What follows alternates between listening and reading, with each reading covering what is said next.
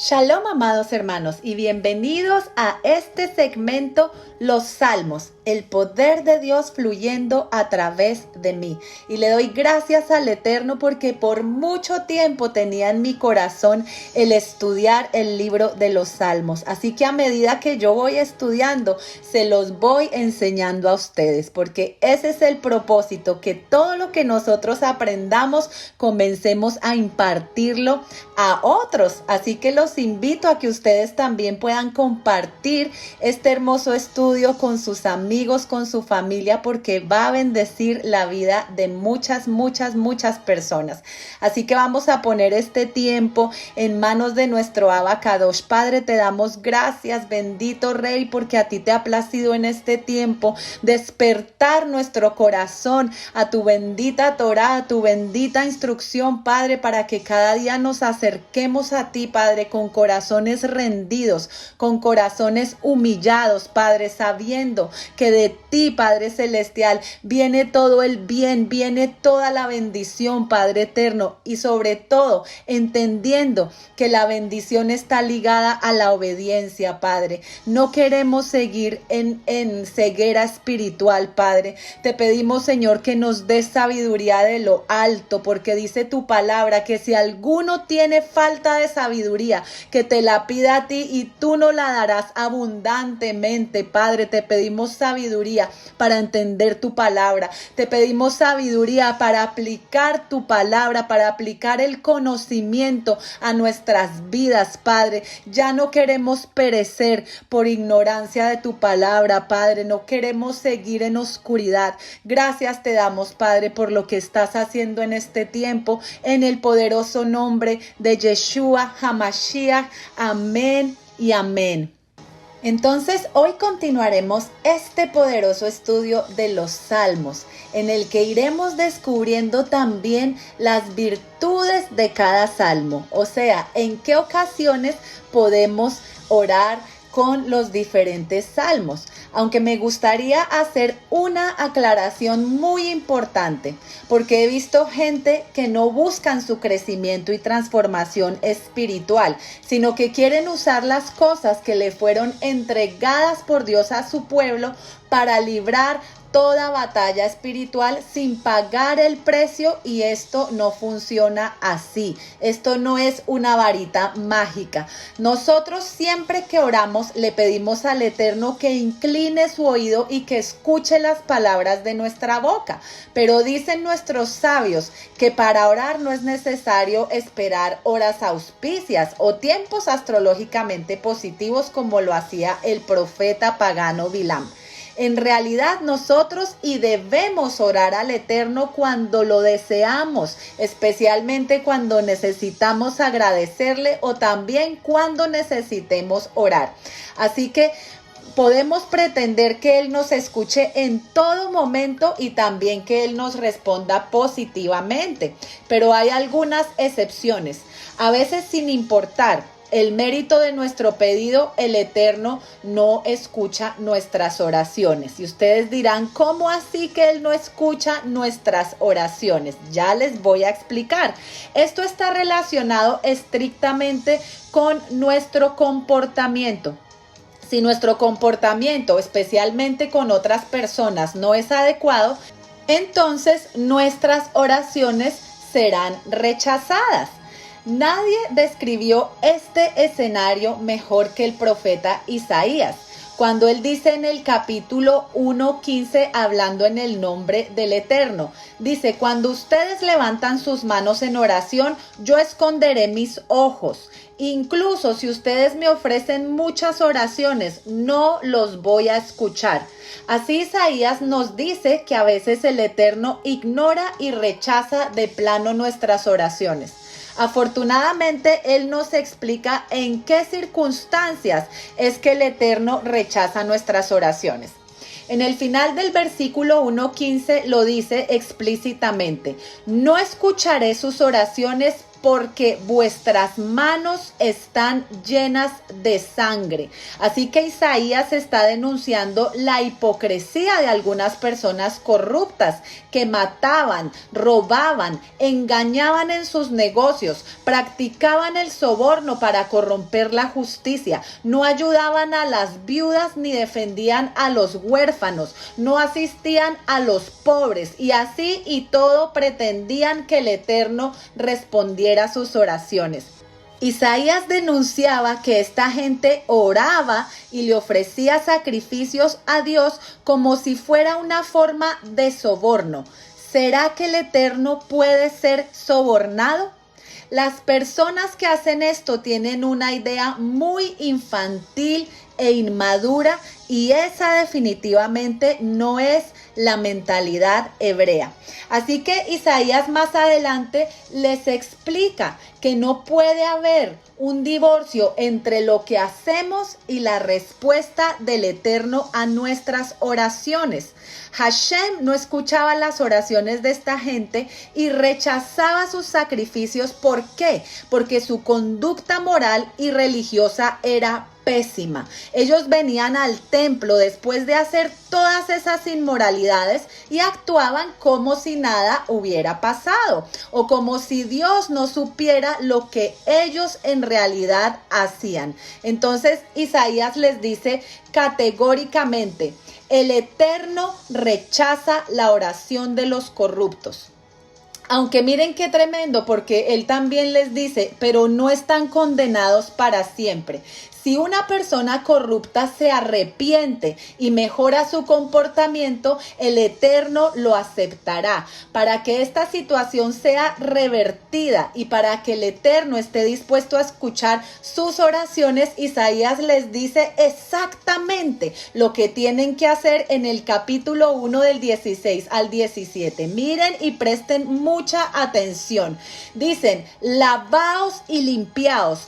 Quitad la iniquidad de vuestras obras delante de mis ojos. Dejad de hacer lo malo, aprended a hacer el bien. Buscad el juicio, restituid al agraviado, haced justicia al huérfano, amparad a la viuda. Y venid luego, dice Adonai, y estemos a cuenta. Si vuestros pecados fueren como la grana, como la nieve serán emblanquecidos. Si fueren rojos como el carmesí, vendrán a ser como blanca lana. Así que yo estoy segura de que todos nosotros anhelamos que el Eterno escuche nuestras oraciones y que nos responda. Los salmos son armas espirituales que el Eterno nos dio, pero no son varitas mágicas. Nosotros debemos hacer un arduo trabajo en nosotros mismos para purificarnos, para limpiarnos de toda maldad, para crecer a la estatura del varón perfecto. Y a medida que nosotros vamos haciendo esto, vamos a ver cómo nuestras oraciones pegarán en el blanco y podremos vencer todas esas batallas espirituales que se nos presentan. Así que con esto en mente vamos a entrar a estudiar el Salmo 2. Nos dice el Salmo 2: ¿por qué se amotinan las gentes y los pueblos piensan cosas vanas? Se levantarán los reyes de la tierra y príncipes consultarán unidos contra Adonai y contra su ungido, diciendo: rompamos sus ligaduras y echemos de nosotros sus cuerdas. El que mora en los cielos se reirá. El Señor se burlará de ellos. Luego hablará a ellos en su furor y los turbará con su ira. Pero yo he puesto mi rey sobre Sión, mi santo monte. Yo publicaré el decreto. El Eterno me ha dicho: mi hijo eres tú, yo te engendré hoy. Pídeme y te daré por herencia las naciones y como posesión tuya los confines de la tierra. Los quebrantarás con vara de hierro y como vasija de alfarero los desmenuzarás. Ahora pues, oh reyes, sed prudentes, admitid amonestación, jueces de la tierra. Servid al Eterno con temor y alegraos con temblor. Honrad al hijo para que no se enoje y perezcáis en el camino, pues se inflama de pronto su ira. Bienaventurados todos los que en él confían. Así que vemos que este es un salmo que tiene un aspecto histórico y también tiene un aspecto profético sobre el Mesías. En el tiempo en que este salmo fue escrito por David, era un salmo usado por la realeza para la entronización de los nuevos reyes descendientes de David. De hecho, este es uno de los salmos más citados en el Nuevo Testamento. Cuando Yeshua lo mencionó, lo apropió para sí mismo como un salmo que habló proféticamente acerca de él. Los apóstoles también entendieron que este es un salmo mesiánico porque en él se hablaba proféticamente del Mesías que ha de venir y sobre la batalla final que se llevará a cabo en la guerra del Armagedón. Entonces podemos ver en este salmo que contiene 3 sucesos de la historia. El primero es cuando David lucha en Refaim, cuando va a conquistar la ciudad de Jerusalén. Esto lo encontramos en el segundo libro de Samuel, capítulo 5. Y esto es hermoso porque es un anticipo profético de cuando se juntan las dos casas de Israel y le piden a David que él sea el rey bajo todo el pueblo de Israel. En ese entonces David solamente gobernaba a Judá, pero las otras tribus luego vinieron a él y le dijeron: queremos que también tú seas nuestro rey. Y asimismo todas las tribus vendrán al hijo de David, a Yeshua HaMashiach, se arrepentirán y le dirán: queremos que tú seas nuestro rey sobre toda la casa de Israel. Qué precioso, ¿verdad? La segunda es cuando el hijo de David, Yeshua HaMashiach, es entregado y lo matan en Jerusalén. En Hechos capítulo 4, según las palabras del apóstol Pedro, en el nombre de Yeshua ellos curan a un cojo en las puertas del templo. Y el apóstol Pedro, con sus propias palabras, dice que Yeshua es la roca reprobada por los edificadores, que se ha convertido en la piedra del ángulo. Y cuando él dijo esto, después de que vinieron los sacerdotes y le dijeron que le quedaba prohibido que predicara o que hiciera nada en ese nombre de Yeshua. Y él les dice: la roca reprobada por los edificadores se ha convertido en la piedra del ángulo. Y el tercer suceso vemos que es contra el remanente, contra el pueblo de Israel. Y esto aún no se ha cumplido. Esto está en Apocalipsis 12.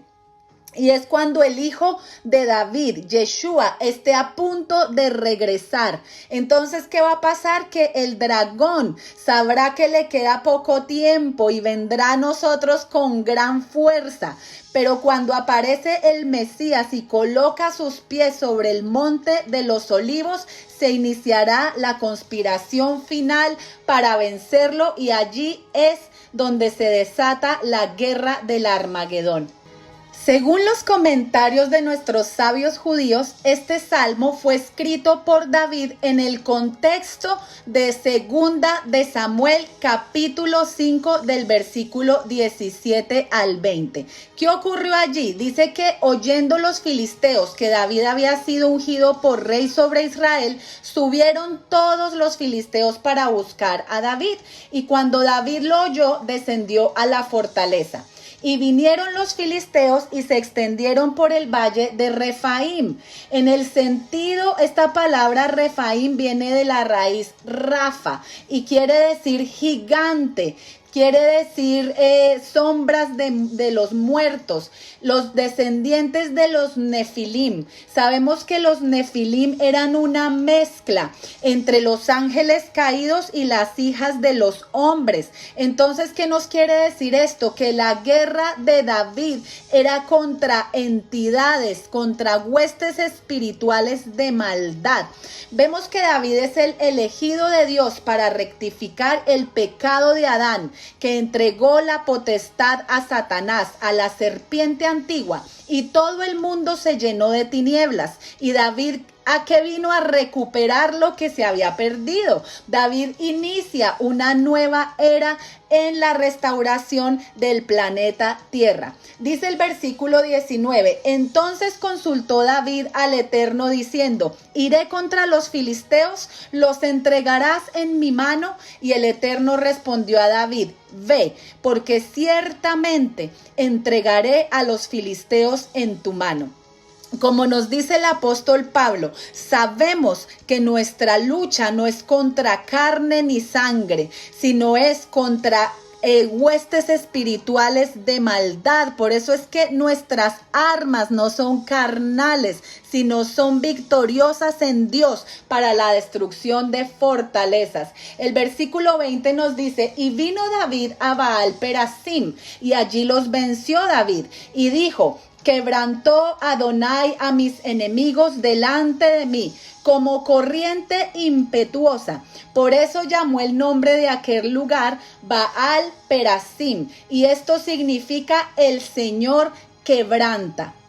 Y miren qué interesante que los sabios judíos dicen que para hallar la virtud de un salmo se debe conocer en qué contexto se escribió. Y ahora que nosotros vemos el contexto en el que se escribió este salmo, ellos nos dicen que precisamente este salmo se utiliza para situaciones en las que necesitamos alejar guerras, en las que necesitamos alejar a los tiranos que oprimen el pueblo. Es muy importante orar con este salmo cuando estemos en ese tipo de situaciones, cuando estemos intercediendo para que el pueblo escoja bien a sus gobernantes. También este salmo se utiliza para apaciguar las tormentas interiores que se puedan levantar en nuestras vidas. Se usa también contra maremotos y contra todo peligro del mar. Entonces miren qué interesante conocer todo esto. Vemos aquí que el Señor quebrantó a los enemigos, acabó con la conspiración. Y para Dios era el momento de tomar el control del planeta que estaba siendo corrompido, que estaba lleno de sombra de muerte. Así que dice su palabra que Él va a poner a su rey sobre Sión y Él les va a hacer saber quién es el que manda. Una clara declaración de guerra contra el príncipe de la potestad del aire y las entidades de las tinieblas y el ángel de la muerte. Así que vemos cómo David recibe la unción y la seguridad de que Dios está con él y que el Señor va a establecer su reino en Sión y que nadie puede desafiar el reinado de David. Los comentarios judíos nos dicen que en ese contexto fue que se inspiró David para escribir el Salmo 2. Y no solamente eso, sino que a David también se le dio la visión del desenlace de la historia. A David se le abrió una dimensión donde él pudo ver el futuro, ¿verdad? De lo que iba a pasar más adelante. Muchos de los salmos que escribió David tenían que ver específicamente con lo que estaba pasando allí, en ese momento, pero al mismo tiempo estaba prefigurando el desenlace de toda la historia de la humanidad al final de los tiempos. Entonces vemos que este salmo en la tercera parte nos habla del milenio y de lo que proféticamente ocurrirá en los últimos tiempos, cuando veremos el desenlace final. Veremos a Yeshua ben David, Yeshua hijo de David, venir a Jerusalén a establecer su reino sobre las 12 tribus de Israel, tal y como nos lo narra el segundo libro de Samuel, capítulo 5. ¡Wow! ¿No es maravilloso cómo toda la escritura se repite una y otra vez y está conectada? La escritura es una sola. Por eso nosotros no podemos separar el Antiguo Testamento del Nuevo Testamento, porque no vamos a tener la historia completa y nos vamos a perder de estos tesoros tan hermosos que hay en la escritura. Entonces dice aquí, ¿por qué se amotinan las gentes y los pueblos piensan cosas vanas. Se levantarán los reyes de la tierra y príncipes consultarán unidos. Entonces vemos que esta primera estrofa se refiere a una rebelión personal. ¿Por qué se amotinan las gentes? Aquí esta palabra amotinarse en el original hebreo es la palabra ragash, que quiere decir rebelarse o sublevarse. ¿Y qué es la rebeldía? La rebeldía es faltar a la obediencia a Dios y a sus mandamientos. Y sublevarse significa incitar a otros para levantarse en contra de la autoridad. Las personas se rebelan contra la autoridad de los padres, contra la autoridad del Estado, pero la peor rebeldía que nosotros podemos manifestar es sublevarnos contra la autoridad del Eterno. Miren qué tremendo lo que le dijo Yeshua a Pablo cuando lo hizo caer y se le reveló, ¿verdad? Cuando él quedó cegado por esa gran luz.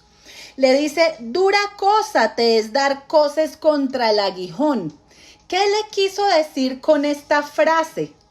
Que entre más resistencia tú pongas, entre más quieras seguir tu camino, más vas a salir lastimado porque más se te va a enterrar el aguijón, vas a llevar más dolor. Así que nosotros no sacamos nada, amados, no sacamos nada con rebelarnos contra el Eterno, ¿verdad? No sacamos nada, ¿por qué? Porque nadie puede vencer a Dios por más que tú quieras. Tú no puedes vencer a Dios porque Él es el invencible y nosotros somos simplemente una flor que hoy está aquí y mañana desaparece, ¿verdad? Ya no estamos, o sea, tenemos que tener eso en cuenta, que nosotros qué podemos hacer en contra de ese Dios grande y maravilloso. Sabemos que la mayoría de las naciones están en rebeldía contra Dios. ¿Por qué? Porque ellos rechazan al Mesías, rechazan sus mandamientos. Pero ¿ustedes saben qué es lo más triste y qué es lo más trágico? Que los que dicen ser su pueblo, los que dicen que le aman, también están en rebeldía. ¿Por qué? Porque aunque de labios lo honran, no quieren guardar sus mandamientos, no quieren obedecer lo que dice su palabra. Se han rebelado en contra del Eterno. Y miren lo que Yeshua dijo en Mateo 12:30. El que no está conmigo está contra mí, y el que conmigo no recoge, desparrama. Estar con Yeshua significa respetar su autoridad, obedecerle y andar como Él anduvo, seguir sus huellas, seguir sus pasos.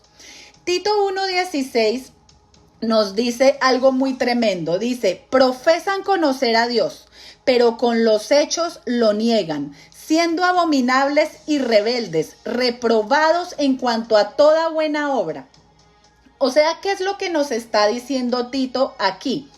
Que lo que ellos dicen no va de acuerdo con lo que hacen, pero tenemos que tener en cuenta que esto va a traer graves consecuencias. Esto no es un juego. La misma palabra nos dice que de Dios nadie se burla. Ahí es cuando va a llegar el momento del final que Yeshua habló en Mateo 7:22, cuando él dijo, muchos me dirán en aquel día, Señor, Señor, ¿no profetizamos en tu nombre? Y en tu nombre echamos fuera demonios, y en tu nombre hicimos muchos milagros. Y entonces les declararé, nunca os conocí. Apartaos de mí, hacedores de maldad. Y miren qué tremendo, porque estos que le están diciendo a Yeshua eran creyentes, eran gente que en su nombre trató de hacer muchas cosas, eran gente que de pronto quiso utilizar esas armas espirituales, pero sin que hubiera una verdadera transformación, como les expliqué al principio, ¿verdad? O sea, eran gente que quería los beneficios sin pagar el precio. Entonces, ¿qué les está diciendo aquí Yeshua? Apartaos de mí, hacedores de maldad. Y esa palabra hacedores de maldad en el original griego, si ustedes lo buscan en la Strong, es la palabra anomia. ¿Qué quiere decir esa palabra? Los que quebrantan mi Torá, los que son sin ley. Apartados de mí, ustedes que quebrantan mi Torá. Así que esto es algo sumamente delicado que nosotros debemos tener en cuenta y hacer las correcciones necesarias. Entonces miren que luego el versículo del Salmo 2 dice, ¿y por qué piensan cosas vanas los pueblos? Estamos en los tiempos donde todo es vanidad, ¿verdad? Eso es lo que está moviendo actualmente a este mundo. ¿En qué piensa la gente y en qué piensan los pueblos? En el materialismo, en el consumismo, en tener placer, en tener fama, en los deleites, en el entretenimiento. Pero miren lo que dijo el rey Salomón. Vanidad de vanidades, todo es vanidad. Por eso el sistema de este mundo se está colapsando. Y si el príncipe de este mundo es el que está en control de alguna manera, él mismo es el que está generando todo esto. ¿Para qué? Para llevar al mundo a un desenlace final, el cual es una crisis, son plagas, son pestes, y así como fue en el primer éxodo, así será también en el segundo éxodo. Sabemos que ya al enemigo le hace falta poco tiempo, le queda poco tiempo, y por eso él ha descendido a nosotros con gran furor y se ha desatado una cantidad de conocimiento, de tecnología, de todas estas cosas. Pero ¿qué es lo que quieren hacer esas cosas? Robarnos nuestro propósito, robarnos nuestro tiempo, entretenernos para que nosotros no oremos, para que no busquemos del Señor y seamos simplemente personas sin propósito, como muertos en vida, como esa película o serie que se llama The Living Dead. Así está viviendo ahorita la humanidad. Sabemos que cada vez son más las naciones que están yendo en contra de todo lo que tenga que ver con Dios. Las naciones ya están empezando a decir que no necesitan de Dios, que no necesitan de la Biblia, que esas cosas ya son arcaicas y anticuadas, ¿verdad? Y esto es justamente lo que está sucediendo en este tiempo. ¿Y qué señal nos está dando? Que estamos en los finales de los tiempos. Por eso es que no hay tiempo que perder. Necesitamos buscar de Dios con todo nuestro corazón, someternos a Él, que haya un verdadero arrepentimiento en nosotros. Entonces dice aquí el versículo 2, se levantarán en rebeldía los reyes de la tierra y príncipes consultarán unidos contra el Eterno y contra su ungido. Aquí en esa palabra consultarán es la palabra hebrea yasad. ¿Y qué es lo que implica esta palabra? Que esos príncipes, esos reyes tendrán reuniones en secreto. Nadie se va a enterar de lo que ellos están planeando. Y claramente sabemos que están planeando lo mismo que sucedió en la Torre de Babel. Y es obtener el control total de todo el planeta Tierra. Y miren qué tremenda es la palabra del Eterno. Es lo más confiable que nosotros podemos encontrar. Porque ¿acaso eso no es lo que está sucediendo en este tiempo? Hoy se juntan todas las Naciones Unidas, para tratar de resolver las problemáticas del mundo. Pero ¿cómo es que resuelven? ¿Cómo lo hacen?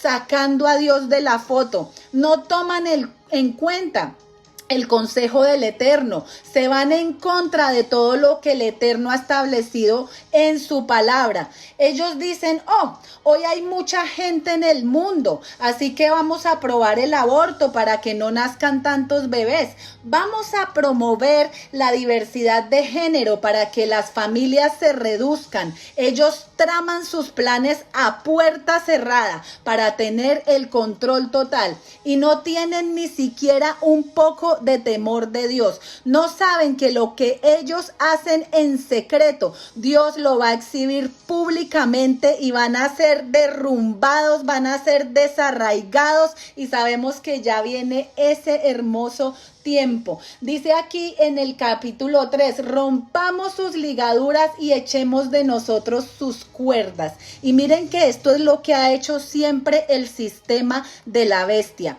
¿Qué quiere decir rompamos? Esa es la palabra hebrea natak, que significa arrancar, quitar del medio, romper. Y la palabra ligaduras viene de la raíz hebrea yazar, que significa disciplina, corrección y amonestación. Entonces, estos reyes de las naciones se juntan supuestamente para solucionar las cosas, pero no tienen en cuenta la autoridad del Rey de Reyes. Y ellos están arrancando y quitando todo aquello que es la corrección de Dios. No quieren saber de Dios, se creen autosuficientes, quieren un mundo sin religiones. Quieren establecer una religión universal y un nuevo orden mundial.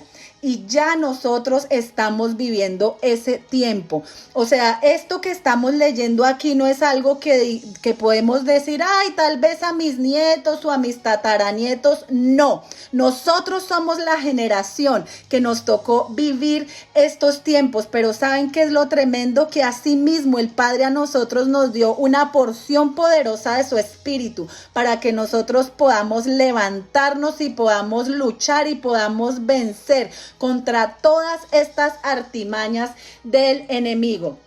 Entonces, ¿qué pasa cuando estas naciones quieren romper esos límites y hacer lo que se les da la gana?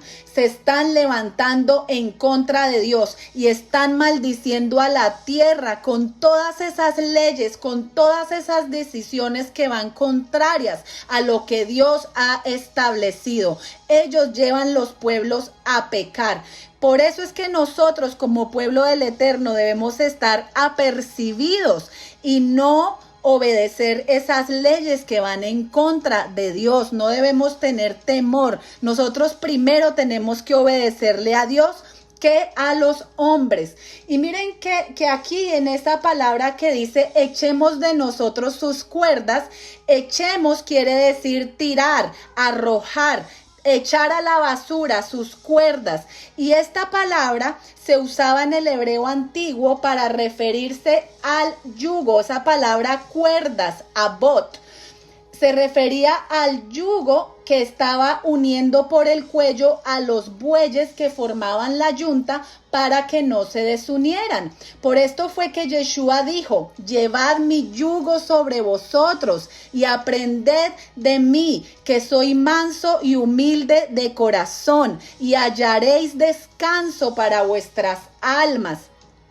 Miren qué tremendo, porque el mundo, los gobiernos de este mundo quieren que nosotros tiremos esas cuerdas, ese yugo de Dios que tenemos sobre nosotros para que todo nos salga bien. Quieren que nosotros nos deshagamos de eso y que vivamos una supuesta libertad, que eso no nos va a llevar a nada bueno, nos va a llevar a un libertinaje, a maldecir nuestras vidas, a maldecir nuestras generaciones. Por eso el creador del universo, el que te creó a ti y a mí, nos dejó ese manual de instrucciones para que nosotros vivamos por él y para que así podamos disfrutar de esa vida abundante que él vino a pagar para nosotros, que Yeshua vino a pagar para nosotros. Entonces dice el versículo 4, el que mora en los cielos se reirá. El Señor se burlará de ellos. Y miren que esa palabra se burlará es que los va a ridiculizar. Y esto es por la obstinación que han tenido en insistir, en romper el consejo y la autoridad de Dios. El insistir creyendo que ellos pueden vencer al Eterno. Dice que luego el Eterno hablará a ellos en su furor y los turbará con su ira.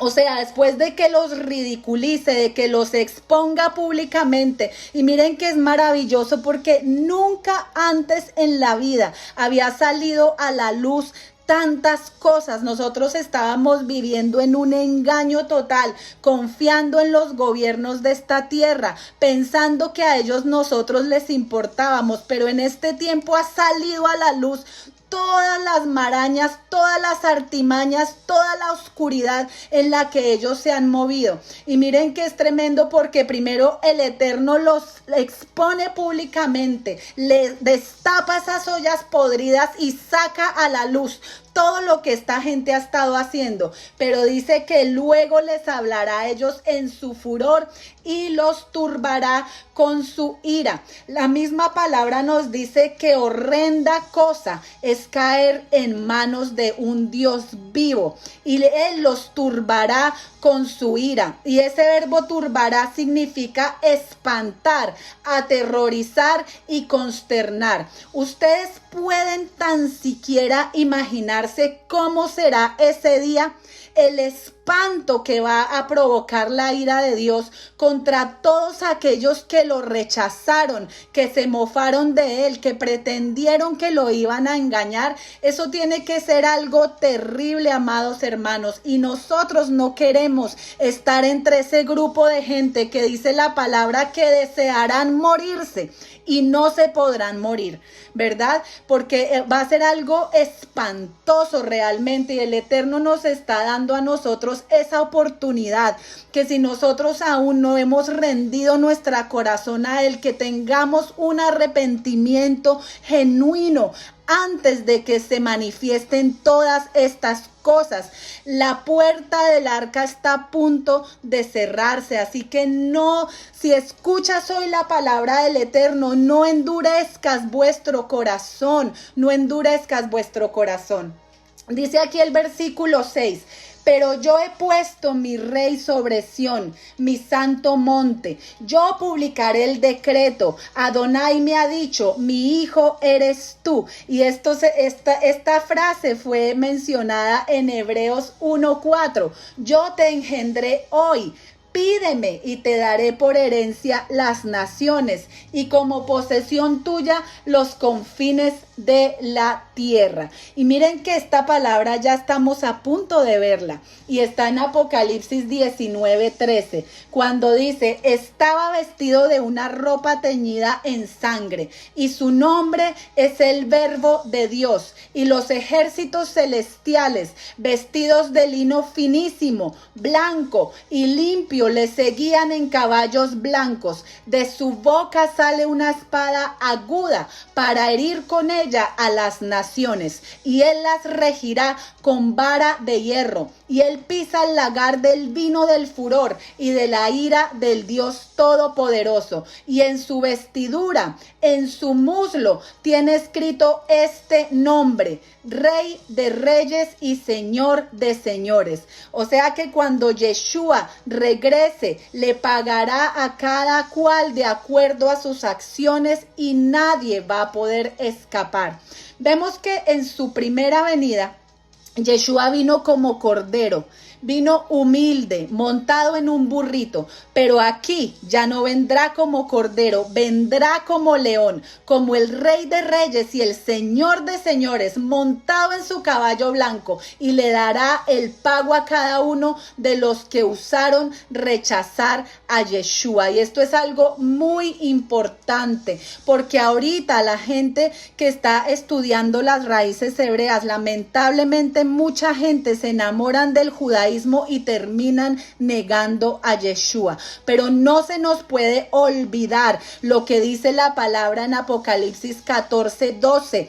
Esta es la paciencia de los hijos del Eterno, que guardan sus mandamientos y retienen la fe en Yeshua. No podemos ahora creernos que porque guardamos los mandamientos ya no necesitamos a Yeshua. Grave error, gravísimo error. Nosotros tenemos siempre que estar agradecidos porque a través de esa sangre preciosa se nos dio la entrada a Israel. A través de esa preciosa sangre, ahora tú y yo nos podemos llamar su pueblo. Fuimos adoptados adoptados por el Padre. Sin ese sacrificio no habíamos podido hacer nada. Y ahora por agradecimiento, por amor a Él, es que nosotros le decimos, ¿sabes qué? Te voy a obedecer porque te amo, porque yo sin ti no había podido hacer absolutamente nada. Estaba muerto en mis delitos y pecados. Pero por ese hermoso sacrificio que nadie más lo podía haber hecho, hoy me puedo llamar Israel, el que vence y el que gobierna con el Eterno. El versículo 9 nos dice, y los quebrantarás con vara de hierro, como vasija de alfarero los desmenuzarás. Y esto es un decreto. Esto nos habla del tipo de gobierno que viene a establecer Yeshua. Y en ese gobierno toda la Torá va a ser restablecida. Cuando venga ese gobierno de Yeshua, tú y yo vamos a guardar la Torá en la Nueva Jerusalén. Así que nosotros tenemos ese llamado a ser reyes y sacerdotes. Hoy en día la gente piensa que vivir en libertad es vivir sin límites, es poder hacer lo que ellos quieran. Pero miren qué nos dice David en el Salmo 119. Andé en libertad porque guardé tus mandamientos. Nosotros andamos en libertad aquí en los Estados Unidos cuando obedecemos la Constitución, pero si nosotros la desobedecemos, ustedes saben qué va a pasar. Por más que nos creamos los mero, el duro, que yo no obedezco a nadie, vamos a ir a parar a la cárcel y vamos a perder nuestra libertad. Entonces, cuando nosotros obedecemos la Constitución, podemos andar tranquilos, felices, no vamos a estar preocupados de que nos van a poner un ticket, de que nos van a multar por aquí, de que nos va a pasar algo. ¿Por qué? Porque guardamos la Constitución de esta nación. Entonces, por eso podemos andar en libertad. Y eso mismo es lo que nos dice David en ese Salmo 19. Porque cuando nosotros quebrantamos la ley, le damos derecho legal al enemigo. ¿Para qué? Para que nos ponga esos tickets, para que nos diga, tú quebrantaste esta ley, pues este es el ticket que vas a recibir. Entonces, como a nosotros no nos gusta pagar tickets, ¿verdad? Nosotros entonces nos culturizamos y empezamos a entrar en esa cultura de reino, guardando la Constitución que tenemos como pueblo de Israel. Y esa Constitución se llama la Torá o la ley de Moisés, como la hemos conocido. Entonces, miren, cuando nosotros vivimos sin límites, allí es donde nos haremos esclavos ¿de qué? De nuestras pasiones y de nuestra concupiscencia. Y eso lo que va a traer sobre nuestras vidas es maldición, es muerte, es desgracia, es tristeza. Así que yo te invito para que hoy tú reflexiones y te arrepientas y hagas teshuvá y empecemos todos juntos a guardar esa preciosa Constitución que es la Torá. Ustedes se imaginan, si todos guardáramos la Torá, la luz que traeríamos a este mundo sería algo maravilloso. Entonces dice aquí el versículo 10, ahora pues, oh reyes, sed prudentes, admitid amonestación, jueces de la tierra. ¿Quiénes somos los jueces y los reyes de esta tierra? El Padre nos ha puesto a nosotros también como jueces para juzgar lo que está mal. Nos ha puesto como reyes. Entonces Él nos está diciendo a nosotros que admitamos la amonestación, que escuchemos su voz y que sirvamos al Eterno con temor, que nos alegremos con temblor. Y nos dice, honrad al Hijo para que no se enoje y perezcáis en el camino, pues se inflama de pronto su ira. Así que esa palabra honrad tiene que ver con besar, tiene que ver con equipar con armas, tiene que ver con gobernar junto con Él. Bienaventurados todos los que confían en Él. Así que esa palabra bienaventurados la estudiamos la semana pasada en el Salmo 1, que es la palabra Ashrei. Felices, dignos de alabanza. Somos tú y yo que hemos puesto nuestra confianza en el Eterno. Pero poner nuestra confianza no es algo simplemente mental, es algo que tiene que llevar una acción. Esa acción debe ir de acorde con lo que pensamos y con lo que hablamos. Necesitamos más que nunca llenarnos de la palabra del Eterno, porque la única manera de cambiar nuestras acciones es cambiar nuestros pensamientos. No hay otra manera. ¿Y cómo cambiamos nuestros pensamientos? Meditando en esa palabra de día y de noche. Así que te invito a que sigas estudiando este hermoso libro de los Salmos y que lo sigamos aplicando, que oremos con los Salmos y compártele esta preciosa transmisión a todas las personas con las que tú puedas, porque necesitamos traer la luz del Eterno a este mundo. Padre, te damos gracias por tu bendita palabra.